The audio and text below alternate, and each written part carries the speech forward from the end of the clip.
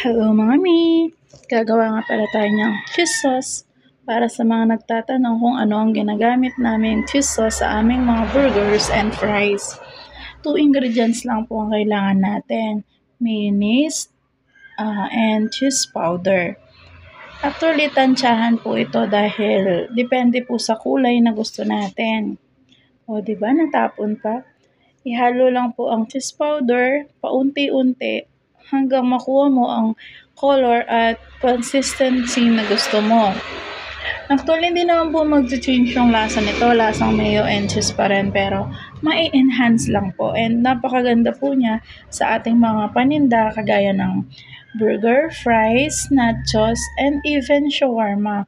Pero for now, ang tinitinda muna namin is burger and fries. So, doon muna namin siya nagagamit. Napakadaling i-try ito mga mi kasi 2 ingredients lang. Kung meron kang mayo at meron ka ng cheese powder, makakagawa ka na. Kutsara lang ang kailangan mong panghalo and carry na. Ganitong kulay pala ang gusto ko sa ating cheese sauce. Kaya dadagdagan mo pa siya hanggang maging ganong kulay siya. Pero nasa inyo po kung gusto nyo magtipid sa cheese powder.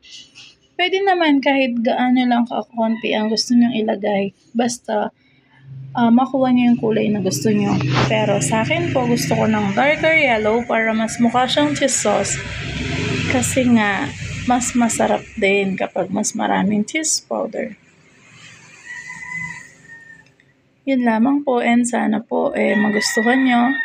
Hanggat may nakikita po pala akong white or mayo na hindi pa nalalagyan, hindi ko siya tinitigilan sa paghalo para maging pantay ang kulay niya kapag in-spread or dinrizzle na natin sa ating burger and fries. Syempre, kailangan hindi lang masarap, maganda pa ang presentation ng ating mga paninda. Kasi doon tayo nakakuha ng mga customer sa ganda ng presentation, lalo na if i-online natin ang ating mga produkto, mas magandang presentation, mas maraming customer. Kasi doon natin sila maaakit.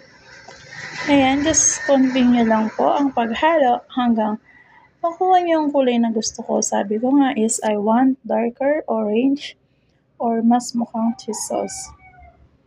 Tingnan niyo po kung gaano siya kaganda after nating maihalo ang cheese powder na gusto natin. Tingnan niyo po, magiging kakulay na yung nasa squeeze bottle ko.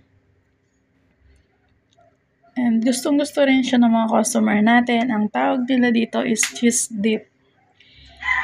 Kaya naman kapag nag-request sila ng ganito ang ilalagay sa price, go lang.